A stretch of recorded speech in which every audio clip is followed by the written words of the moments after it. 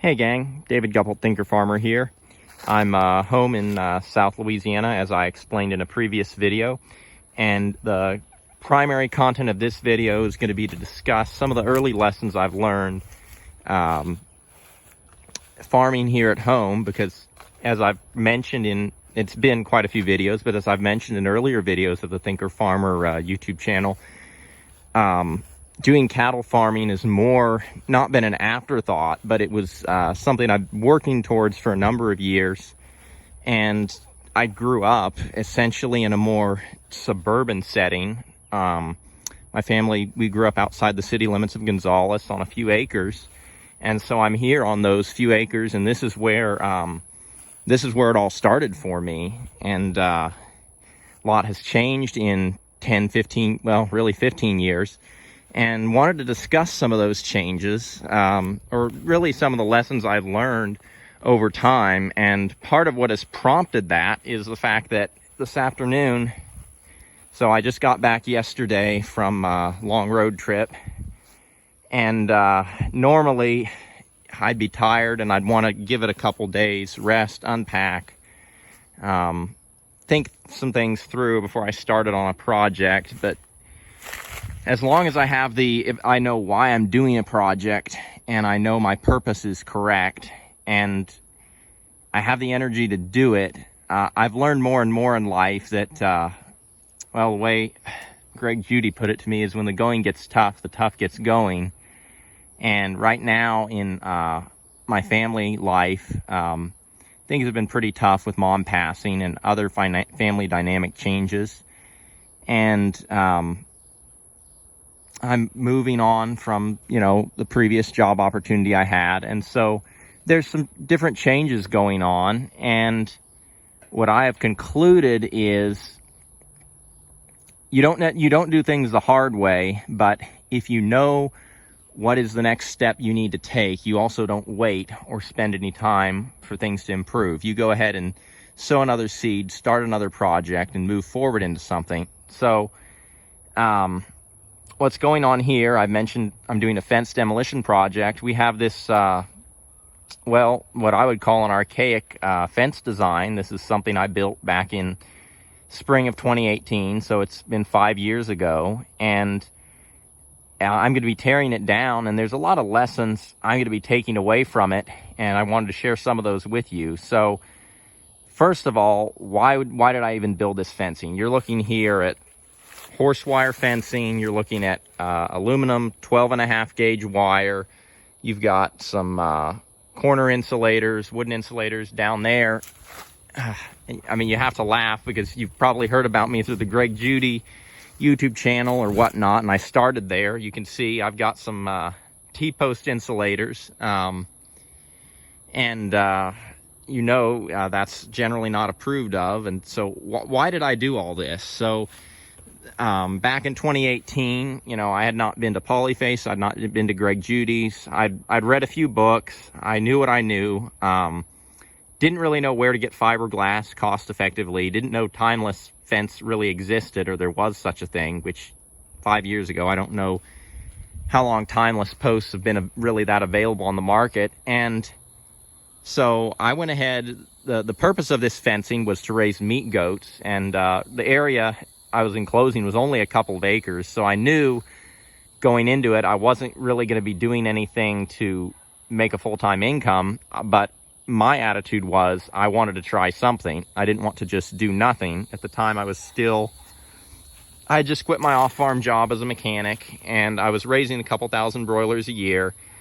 I had 5 acres of my brother's land that I was using, and I wanted to do something to move forward as a farmer. And so my mother had dairy goats at the time, and sometimes, gang, you just have to try something. You have to throw spaghetti at the wall and see what ends up sticking. And so I went ahead and built this fencing system, and in hindsight, I can see that I really, well, like a lot of things we do, we as men and farmers do, we overcomplicate things.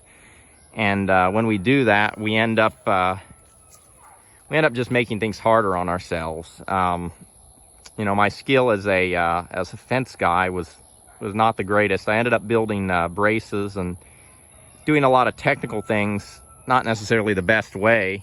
If you look at this fence here, you can see the brace post is leaning. Back then, I didn't know any better 5 years ago. I knew I needed to make the braces larger, but for this fence here, you're looking at about a 5-foot tall fence there. You'd need about a 10-foot brace. So that brace post should be, about 3 feet over to the right there to really effectively brace that post. And I really should have built an H brace. And on top of that, my brace is wrong. It should be the other direction. But or at a minimum, if I was doing a floating brace, I say that. If you were doing an H brace, then you'd be correct. Anyway, there was a lot of different things I did wrong, and let's just talk about hot wire offsets. You know, here the wire's just running in line on top. They're notorious for causing maintenance, because when you hook up your fence hot, you almost always have a bird or something, or an insulator that'll fail, and eventually you'll have a short in the fence, and then you'll be walking the whole perimeter fence to get things back up. Wire offsets, you usually need a really good reason for them. In my mind, I thought I needed a perimeter hot fence in order to hook onto with reels. In hindsight, now that I know all the uses for things you can do with portable fencing, I mean, a 2-acre area, you can just use I had over in that greenhouse over there, I have several grounding rods on the one side of the house that's lower, and I have a hot underground cable running to the fence there. And you really, for 2 acres, you could buy a solar energizer, you could just use batteries. It's such a small area. There was no need to go solid state and put in a fixed energizer and such. And I really overbuilt things. So anyway, this fencing is going to be coming out, and I'm wishing in hindsight I hadn't built it. You can do a lot. The truth is, on a few acres, you can do a lot with portable netting, and you can do, I mean, my goal was, I hated the idea of setting up portable netting, but really on small acreages, you know, the only place for this kind of horse fencing, or whatever you want to call it, horse fencing, and then we've got galvanized fencing here, the only place for that is perimeter fence. I mean, that's pretty much constant. There's not very many exceptions to that. But anyway, I'm learning in hindsight. Sometimes the best way to learn is to try, and trial and error works.